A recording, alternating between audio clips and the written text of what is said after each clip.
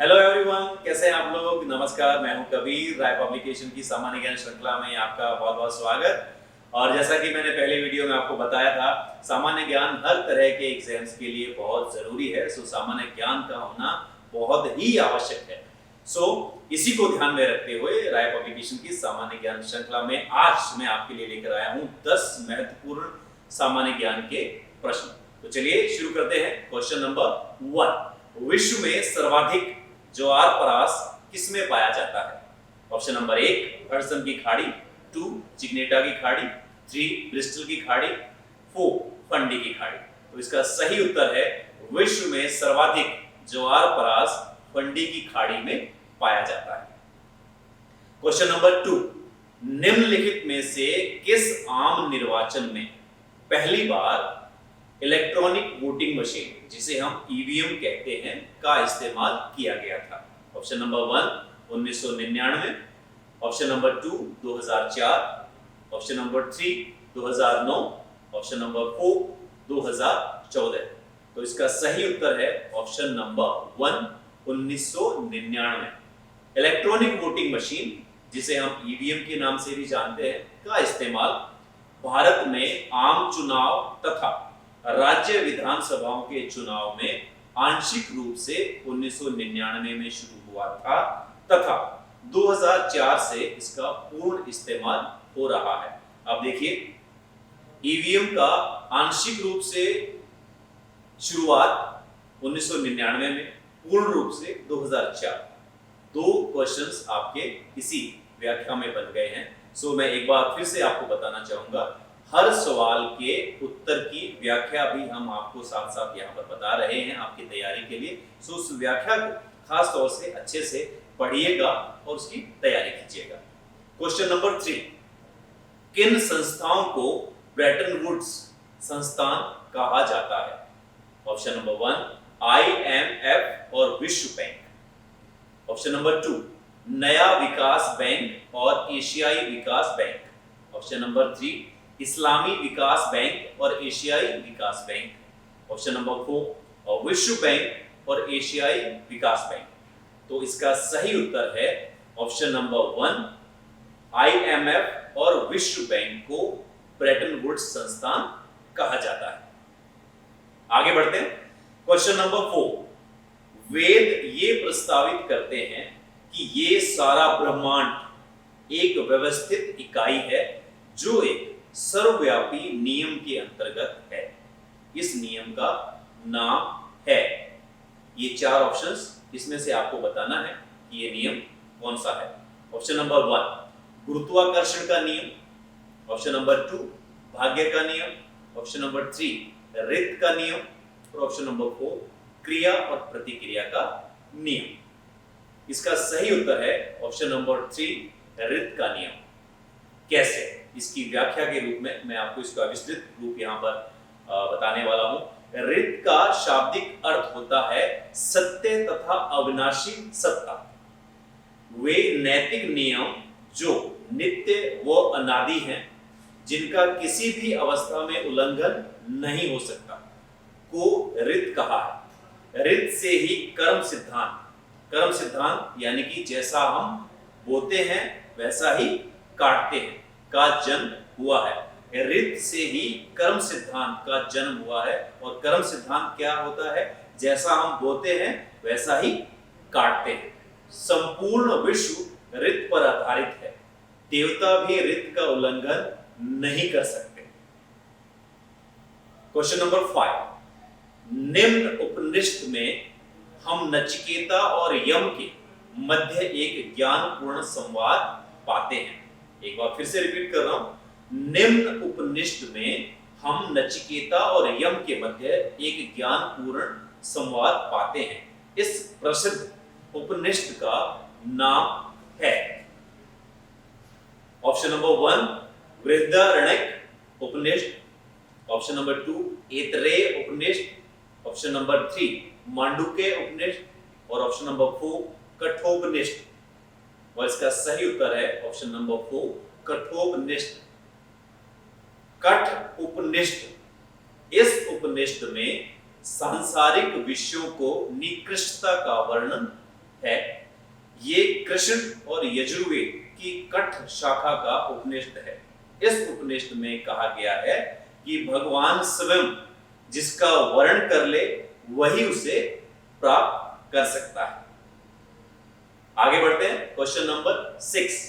थेरी गाथा। थेरी गाथा एक भाग है किसका?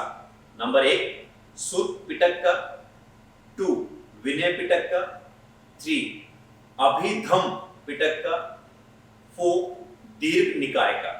और इसका सही उत्तर है थेरी गाथा सूत पिटक का भाग है।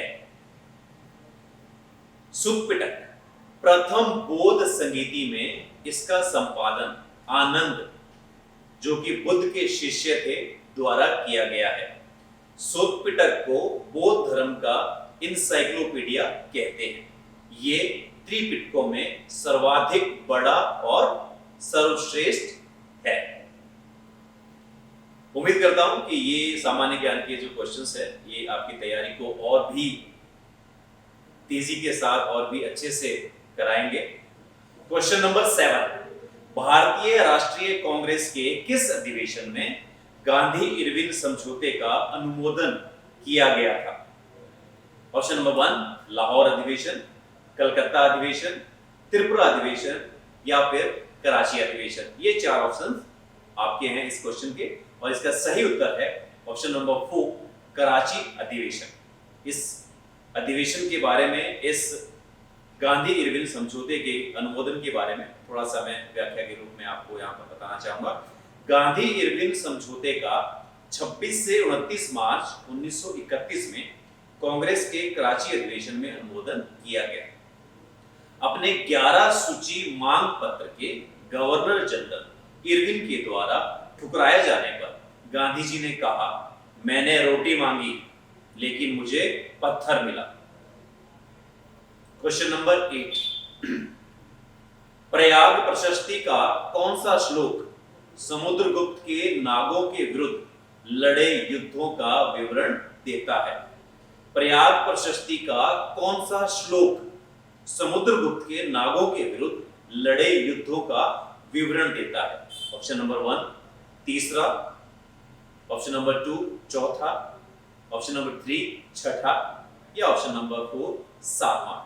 तो इसका सही उत्तर है सातवां श्लोक। प्रयाग प्रशस्ति पाषाण पर खुदी समुद्रगुप्त की आत्मकथा है। प्रयाग प्रशस्ति पाषाण पर खुदी समुद्रगुप्त की आत्मकथा है। इसमें अशोक का शांति संदेश व समुद्रगुप्त की सैन्य विजयों दोनों का विवरण अंकित है। इस अभिलेख में 33 पंक्तियों का एक ही वाक्य है जो संस्कृत भाषा में अंकित है।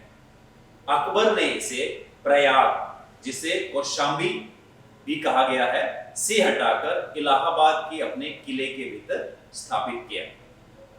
कुछ और महत्वपूर्ण चीजें, बातें जो है वो प्रयाग प्रशस्ति के बारे में मैं आपको बताना चाहूंगा। प्रयाग प्रशस्ति की भाषा संस्कृत, प्रयाग प्रशस्ति की लिपि गुप्तकालीन ब्राह्मी, प्रयाग प्रशस्ति की शैली चंपू, अर्थात ये प्रशस्ति गद्य और पद्य दोनों में है।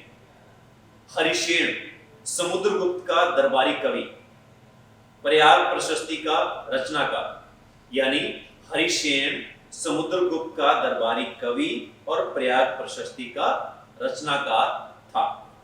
प्रयाग स्तंभ पर निम्न लेख विद्यमान है।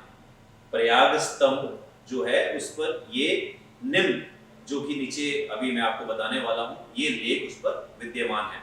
नंबर 1 अशोक, नंबर 2 रानी लेख, नंबर 3 समुद्रगुप्त की प्रशस्ति यानी प्रयाग प्रशस्ति पर स्थित सबसे महत्वपूर्ण लेख यही है। नंबर 4 जहांगीर का लेख। सामान्य ज्ञान की श्रृंखला का 9वां प्रश्न, मोहनजोदड़ो किस भाषा का शब्द है? आपके ऑप्शन है, option number 1 Sindhi, option number 2 Punjabi, option number 3 Urdu, option number 4 अरबी। और इसका सही उत्तर है मोहनजोदड़ो सिंधी भाषा का शब्द है, यानी कि ऑप्शन नंबर 1 बिल्कुल सही उत्तर है। और विश्व में वाटर प्रूफिंग का पहला उदाहरण मोहनजोदड़ो से मिलता है, यानी वाटर प्रूफिंग का पहला उदाहरण मोहनजोदड़ो से मिलता है।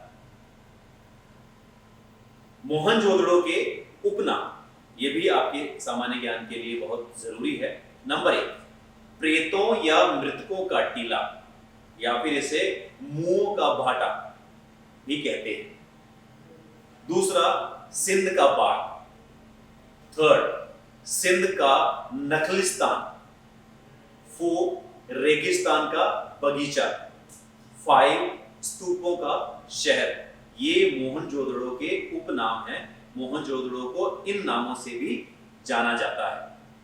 क्वेश्चन नंबर 10, यानी कि आज की हमारी सामान्य ज्ञान श्रृंखला का ये अंतिम प्रश्न आपके लिए। सूफी शेख हमीदुद्दीन नागौरी का जन्म हुआ था कहां? ऑप्शन नंबर 1 टोंक में, 2 नागौर में, 3 खुरासान में और 4 दिल्ली में। और इसका सही उत्तर है सूफी शेख हमीदुद्दीन नागौरी का जन्म दिल्ली में हुआ था, यानी कि ऑप्शन नंबर 4 बिल्कुल सही उत्तर है। थोड़ा और विस्तृत रूप से इसकी व्याख्या के रूप में हम आपको कुछ और जानकारी आपके साथ शेयर करते हैं। शेख हमीदुद्दीन नागौरी 1276 ईस्वी में चिश्ती मत के प्रसिद्ध संत नागौर राजस्थान आकर बसे। सुल्तान इल्तुतमिश के द्वारा प्रदत्त शेख उल इस्लाम का पद अस्वीकार किया। संपूर्ण जीवन के लिए इन्हें सुल्तान तारिकिन, यानी सन्यासियों का सुल्तान की उपाधि प्रदान की गई। ख्वाजा मोइनुद्दीन चिश्ती द्वारा प्रदत्त उपाधि। ये कुछ चीजें हैं, कुछ व्याख्याएं हैं जो इस प्रश्न से संबंधित है, सूफी शेख हमीदुद्दीन नागौरी जी से संबंधित है। सो आप प्लीज इनको भी ध्यान में रखिएगा। और ये थे हमारे राय पब्लिकेशन की सामान्य ज्ञान श्रृंखला के 10 महत्वपूर्ण प्रश्न। इन 10 महत्वपूर्ण प्रश्नों को आप राय पब्लिकेशन ऐप से बिल्कुल निःशुल्क डाउनलोड कर सकते हैं, इसके पीडीएफ को, और साथ ही बिल्कुल निःशुल्क टेस्ट भी दे सकते हैं। तो कीजिए अपने सामान्य ज्ञान की तैयारी। मिलते हैं एक अगले वीडियो में और भी महत्वपूर्ण 10 सामान्य ज्ञान के प्रश्नों के साथ। तब तक के लिए टेक केयर, गुड बाय।